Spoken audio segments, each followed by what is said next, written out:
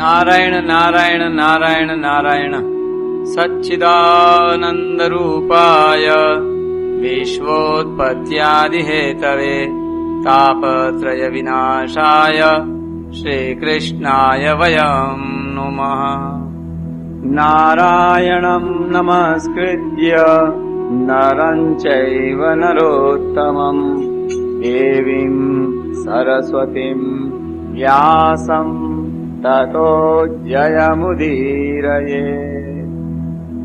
ॐ नमो भगवते वासुदेवाय। श्रीमद्भागवत महापुराण नवम स्कंद प्रथम अध्याय। वैवस्वत मनु के पुत्र राजा सुद्युम्न की कथा। राजा परीक्षित ने पूछा, मन्वंतराणि सर्वाणि त्वयोक्तानि श्रुतानि मे वीराणि अनंत वीर्यस्य हरेस्तत्र कृतानि च। भगवन, आपने सब मनवंतरों और उनमें अनंत शक्तिशाली भगवान के द्वारा किए हुए ऐश्वर्य पूर्ण चरित्रों का वर्णन किया और मैंने उनका श्रवण भी किया। आपने कहा था कि पिछले कल्प के अंत में द्रविड़ देश के स्वामी राजर्षि सत्यव्रत ने भगवान की सेवा से ज्ञान प्राप्त किया और वही इस कल्प में वैवस्वत मनु हुए। आपने उनके इक्ष्वाकु आदि नरपति पुत्रों का भी वर्णन किया। ब्राह्मण, अब आप कृपा करके उनके वंश और वंश में होने वालों का अलग अलग चरित्र वर्णन कीजिए।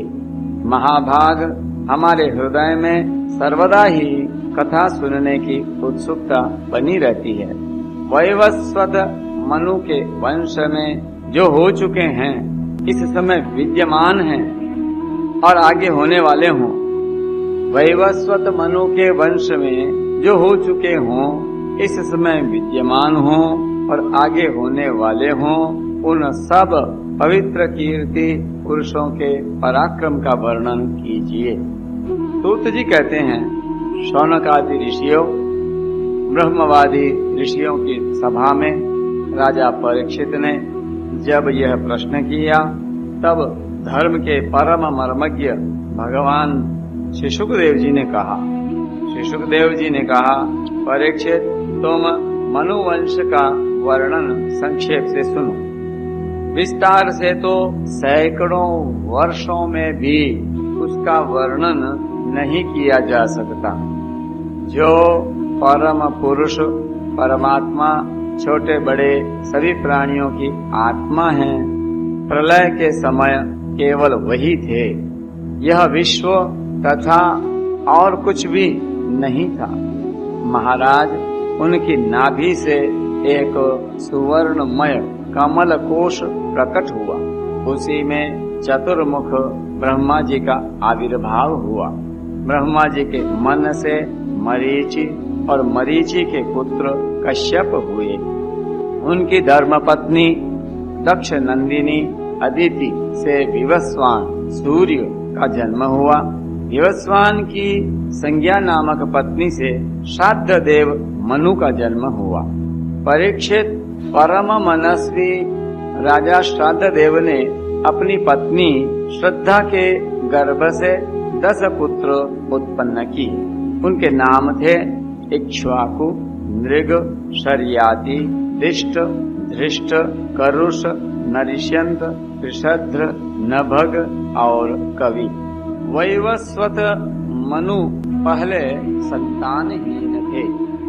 उस समय सर्वसमर्थ भगवान वशिष्ठ ने उन्हें संतान प्राप्ति कराने के लिए मित्रा वरुण का यज्ञ कराया था।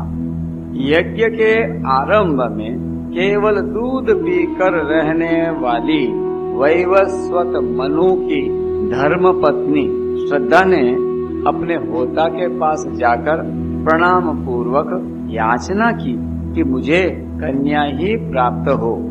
तब अधर्वयु की प्रेरणा से होता बने हुए ब्राह्मण ने श्रद्धा के कथन का स्मरण करके एकाग्र चित्त से वषट्कार का उच्चारण करते हुए और यज्ञ कुंड में आहुति दी। जब होता ने इस प्रकार विपरीत कर्म किया, तब यज्ञ के फलस्वरूप पुत्र के स्थान पर ईला नाम की कन्या हुई। तो उसे देखकर श्राद्धदेव मनु का मन कुछ विशेष प्रसन्न नहीं हुआ। उन्होंने अपने गुरु वशिष्ठ जी से कहा, भगवान, आप लोग तो ब्रह्मवादी हैं, आपका कर्म इस प्रकार विपरीत फल देने वाला कैसे हो गया? अरे, ये तो बड़े दुख की बात है। वैदिक कर्म का ऐसा विपरीत फल तो कभी नहीं होना चाहिए। और आप लोगों का मंत्र ज्ञान तो पूर्ण है ही, इसके अतिरिक्त आप लोग जितेंद्रिय भी हैं तथा तपस्या के कारण निष्पाप हो चुके हैं। तो देवताओं में असत्य की प्राप्ति के समान आपके संकल्प का यह उल्टा फल कैसे हुआ? परीक्षित, हमारे वृद्ध प्रपितामह भगवान वशिष्ठ ने उनकी यह बात सुनकर जान लिया कि होता ने विपरीत संकल्प किया है। इसलिए उन्होंने वैवस्वत मनु से कहा, राजन, तुम्हारे होता के विपरीत संकल्प से ही हमारा संकल्प ठीक ठीक पूरा नहीं हुआ। फिर अभी अपने तप के प्रभाव से मैं तुम्हें श्रेष्ठ पुत्र दूंगा। परीक्षित, परम यशस्वी भगवान वशिष्ठ ने ऐसा निश्चय करके उस ईला नाम की कन्या को ही पुरुष बना देने के लिए पुरुषोत्तम भगवान नारायण की स्तुति की। सर्वशक्तिमान भगवान श्री हरि ने संतुष्ट होकर उन्हें मुंह मांगा वर दिया, और जिसके प्रभाव से वह कन्या ही सुद्युम्न नामक श्रेष्ठ पुत्र बन गई। महाराज, एक बार राजा सुद्युम्न शिकार खेलने के लिए सिंधु देश के घोड़े पर सवार होकर कुछ मंत्रियों के साथ वन में गए। वीर सुद्युम्न कवच पहनकर और हाथ में सुंदर धनुष एवं अत्यंत अद्भुत बाण लेकर हरिणों का पीछा करते हुए उत्तर दिशा में बहुत आगे बढ़ गए। अंत में सुद्युम्न मेरु पर्वत की तलहटी के एक वन में चले गए, और उस वन में भगवान शंकर पार्वती जी के साथ विहार करते रहते हैं। उसमें प्रवेश करते ही वीरवर सुद्युम्न ने देखा कि मैं स्त्री हो गया हूँ और घोड़ा घोड़ी हो गया है। परीक्षित, साथ ही उनके सब अनुचरों ने भी अपने को स्त्री रूप में देखा। वे सब एक दूसरे का मुंह देखने लगे। उनका चित्त बहुत उदास हो गया। राजा परीक्षित ने पूछा, भगवान, उस भूखंड में ऐसा विचित्र गुण कैसे आ गया? किसने उसे ऐसा बना दिया था? आप कृपा कर हमारे इस प्रश्न का उत्तर दीजिए, क्योंकि हमें बड़ा कौतूहल हो रहा है। श्री सुखदेव जी ने कहा, परीक्षित, एक दिन भगवान शंकर का दर्शन करने के लिए बड़े बड़े व्रतधारी ऋषि अपने तेज से दिशाओं का अंधकार मिटाते हुए उस वन में गए। उस समय अंबिका देवी वस्त्रहीन थी। ऋषियों को सहसा आया देख वे अत्यंत लज्जित हो गयीं। झटपट उन्होंने भगवान शंकर की गोद से उठकर वस्त्र धारण कर लिया। ऋषियों ने देखा कि भगवान गौरी शंकर इस समय विहार कर रहे हैं, इसलिए वहाँ से लौटकर वे भगवान नर नारायण के आश्रम पर चले गए। श्री शंकर भगवान की जय। उसी समय भगवान शंकर ने अपनी प्रिया भगवती अंबिका को प्रसन्न करने के लिए कहा, मेरे सिवा जो भी पुरुष इस स्थान पर प्रवेश करेगा वही स्त्री हो जाएगा। परीक्षित, तभी से पुरुष उस स्थान में प्रवेश नहीं करते। अब सुद्युम्न स्त्री हो गए थे, इसलिए वे अपने स्त्री बने हुए अनुचरों के साथ एक वन से दूसरे वन में वहीं विचरने लगे।